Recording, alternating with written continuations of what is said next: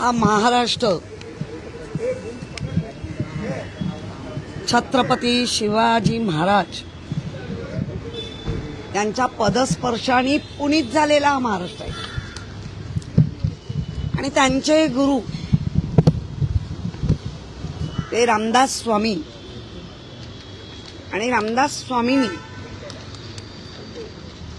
जे मनावर काय परिणाम करू शकतात, आपण हिंदू धर्म म्हणून जेव्हा यंत्र मंत्र या गोष्टीला, साधू संत या गोष्टीला, त्यांच्या आशीर्वादाला जर आपण खूप महत्त्व देतो, आणि ते आहे पण, तर आता अलीकडच्या पिढीला हातात मोबाईल आल्यामुळे ज्या पिढीच्या विचारामध्ये परिवर्तन व्हायला पाहिजे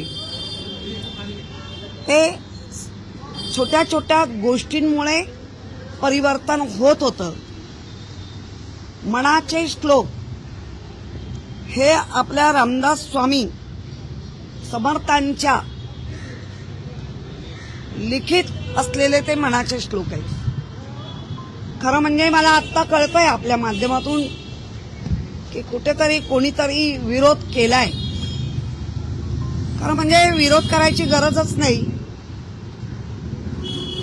आम्ही असे कुठे शाळांमध्ये जी मुलं, ज्या मुलांना मातीचे गोळे मनाचे असे म्हणजे फार लहान मुलांवर जे चांगले संस्कार कराल तेवढा तो देशाचा भावी पिढी म्हणून चांगला उदयाला येतो. आणि माझ्या महानगरपालिकेच्या कितीतरी शाळा आहेत, शाळेंचे विद्यार्थी कितीतरी लाखात आहेत, आणि जर अशा असतील तर त्यांच्या मनावरती आता खऱ्या अर्थाने सर्व जाती धर्म पंथ या लहान मुलांवर संस्कार म्हणून एक जो सामाजिक, हे मनाचे श्लोक फक्त हिंदूंचेच आहेत असा भाग कोणी आणू नये. हा सामाजिक संस्कार आहे, आणि तो सामाजिक संस्कार हा प्रत्येकावर व्हायला पाहिजे. आणि ती जी पिढी घडत येते, कारण आम्ही आमच्या शाळेत आम्हाला मनाचे श्लोक शिकवले जायचे, मनाच्या श्लोकांच्या कॉम्पिटिशन व्हायच्या, जास्तीत जास्त मनाचे श्लोक कोणाचे पाठ त्याला बक्षीस मिळायचं. कधीतरी अशी पण कॉम्पिटिशन असायची की मनाचे श्लोक अर्थासहित सांगा.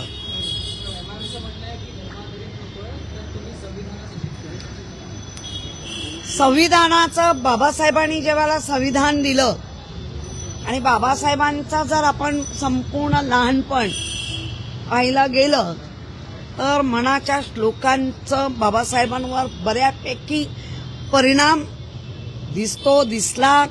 आणि म्हणूनच शिक्षणाने आणि मन मजबूताने विचाराची पगडा तर बाबासाहेबांनी आपल्याला संविधान दिलं.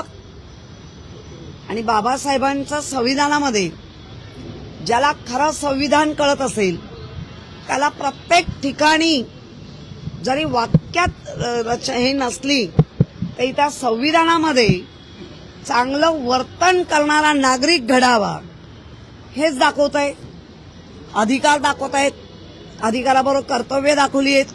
मग अधिकार आणि कर्तव्य त्याच्यामध्ये जर एक छोटी पुसट मनाच्या श्लोकांची जर रेग असेल तर ते अधिकारही चांगले बनतील आणि कर्तव्यही चांगले होते. छत्रपती शिवाजी महाराजांचे गुरु असं तुम्ही म्हटलेला उल्लेख केला यामध्ये सुरुवातीला, परंतु त्यावरून देखील वाद आहे की खरंच छत्रपतींशी शिवाजी महाराजांचे गुरु आहेत. मी खरं की खोटं हे मी पाहायला जाणार नाही, आणि मी तेवढ्या खोलपर्यंत जाणार नाही.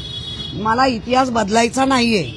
ज्या इतिहासाला आम्हाला शिकताना सांगितलं गेलेलं आहे आणि आमच्या मनावर तो जो पगडा बसलाय, तर आम्ही असंच म्हणा, समर्थ रामदास स्वामी हे छत्रपतींचे गुरु होते. कारण अनेकदा ते त्यांच्या सानिध्यात असायचे.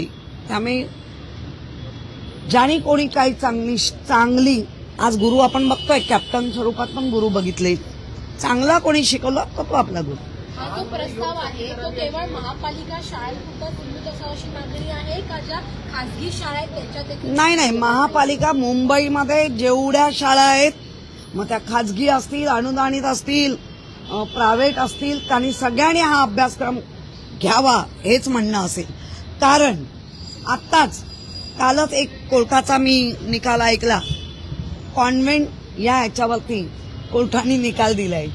ज्या सिस्टर कॉन्व्हेंट म्हणून ज्या चालवतात त्यांना म्हणू शकता, पण ते अंमलात आणू शकत नाही असा कोर्टाचा निर्णय. त्यामुळे सर्व शाळांमध्ये काय असं काही नाहीये ना, शाळांमध्ये सर्व धर्मीय मुलं शिकतात आणि आपल्याला छोट्या मुलांवर चांगले परिणाम, देशासाठी प्रेम करणारी मुलं आणि संपूर्ण जिथे जिथे कुठे राहतो त्या याच्यावरती प्रेम करा आणि चांगलं वर्तन करा हे सांगण्यासाठी आम्ही करतो. या प्रश्नावर आता सभागृहात चर्चा होणार आहे. भाजप स्वतःला हिंदुत्ववादी पक्ष म्हणते. भाजप आणि शिंदे गटाकडून तुमची काय अपेक्षा आहे?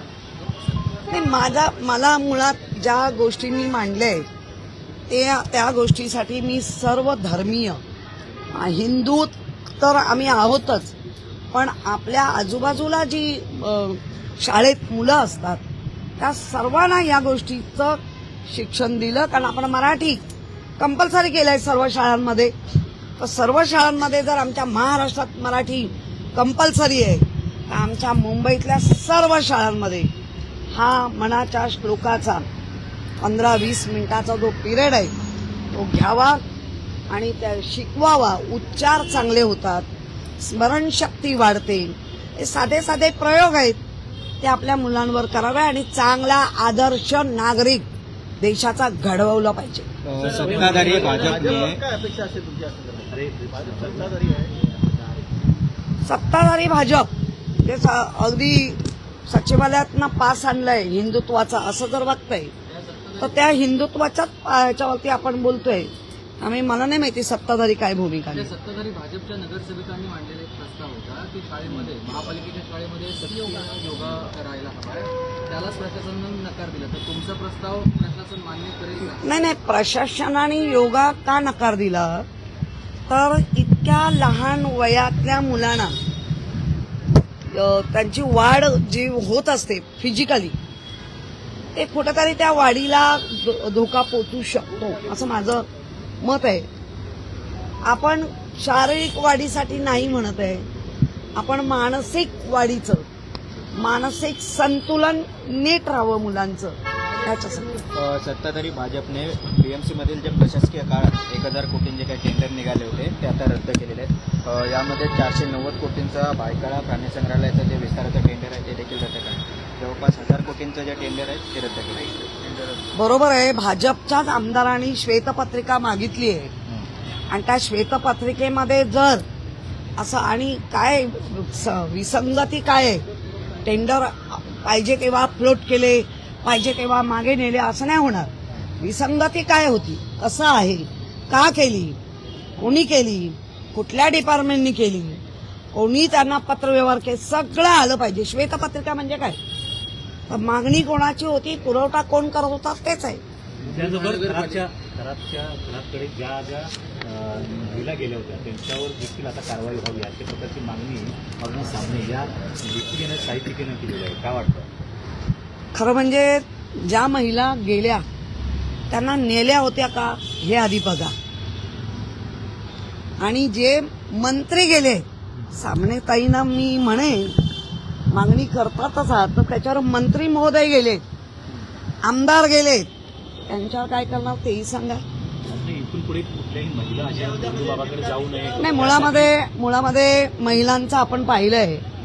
मी पण एक महिला आहे, मी महिलांचा अपमान करणार नाही. पण ज्या वेळेला आपल्या बेरोजगारी आगडोम करत होती, नंतर महागाई आगडोम करत होती, महिलांवर अत्याचार होत होते, होत आहेत. पण 1,500 दिल्यानंतर महिलांनी जे काय पराक्रम केले आणि पुन्हा पुन्हा त्याच चुका करणार असतील, तर मला वाटतं महिला आणि प्रत्येक महिलांनी ठरवलं पाहिजे. जर आपल्याला माहिती आहे, जर वामनराव पैंनी लॉजिक सांगितलं होतं, मानसिक लॉजिक. तूच आहेस तुझ्या जीवनाचा शिल्पकार. मी जर ठरवलं की मी ह्या संकटाला तोंड देईन, मी जर ठरवलं या आनंदाला मी जरा नीट बघेन, आनंद आपल्याला हर्ष सगळ्या गोष्टीला तारतम्यात ठेवण्याची ताकद ही स्वतःमध्ये आहे, दुसरीकडे शोधायची गरजच नाही. त्याचबरोबर अनेक बनावट खाती जी आश्वासन वगैरे होती त्यामध्ये रुपाली चाकणकर याच्या बहिणीच्या नावाने त्याच्या पुतण्याच्या नावाने देखील बनावट खाते उडून कोट्यावधींचा पैशांची हेराफेरी झाल्याचं पाहण्यात. मुळामध्ये रुपाली चाकणकरच 2 नंबरच्या आरोपी आहेत. हे वारंवार कृतीतून येणाऱ्या सगळ्या ह्याच्यातून दिसतंय. तर मग का रुपाली चाकणकर जर बिनदिक्कत SITला जाणारच नाही आणि आजही ती सांगते SITची कुठलीही माझ्याकडे इन्क्वायरी लागली नाही, तर कोण तिला वाचवतंय? आणि जर त्या आल्या तर ते सगळं जे काय घडलंय ते कळेल. मुंबई महानगरपालिकेकडून 3 वर्षापूर्वी ई टॉयलेट जे आहे ते सुरू करण्यात आले होते. त्यामधील एक ई टॉयलेट जे फॅशन स्ट्रीटला गुलाब्यामध्ये उभा आहे त्या ठिकाणी कॅफे उघडल्याचा प्रकार जो आहे तो त्या ठिकाणी उघडकीस आला आहे. गुलाबी बसेस. आणि शिफारस जी आहे ती नार्वेकर यांची असल्याची देखील माहिती सुरू आहे. तुम्हाला सांगते, नार्वेकरांच्या वॉर्डमध्ये फार गडबड आहे बाबा.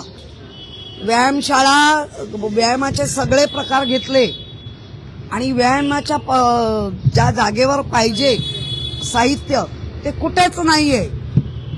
आणि अधिकारी सांगतात की आम्हाला नार्वेकरांचं अभय आहे.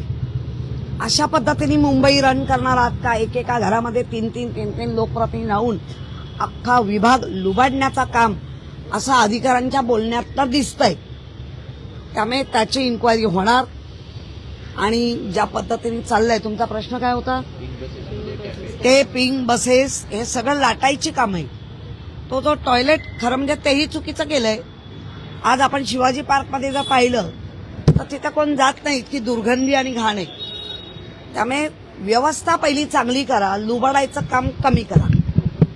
ताई, दुसरीकडे आपण जर पाहिलं तर मग सध्या सुनेत्रा पवार यांच्या पक्षामध्ये वाद सुरू आहे. त्यांची उपमुख्यमंत्री पद हे आता वादाच्या भोवऱ्यात येताना पाहायला मिळते. नंतर त्यांनी जे पत्र लिहिलं होतं ते व्हॅलिड धरू नका असं त्यांनी सांगितलं होतं, परंतु आता जे पत्र लिहिलं आहे त्यामुळे वादाच्या खिंडीत ते आले आहेत. त्यांचं उपमुख्यमंत्री पद जे आहे ते देखील धोक्यात आल्याची माहिती मिळते. जवळ राहायचं आणि धोके वाढवायचे हे आता महाराष्ट्राच्या राजकारणात दिसायला लागलंय. सुनेत्रा ताईंबद्दल मी एवढंच म्हणेन, त्या खमक्या आहेत. त्या अजित पवारांच्या पत्नी आहेत.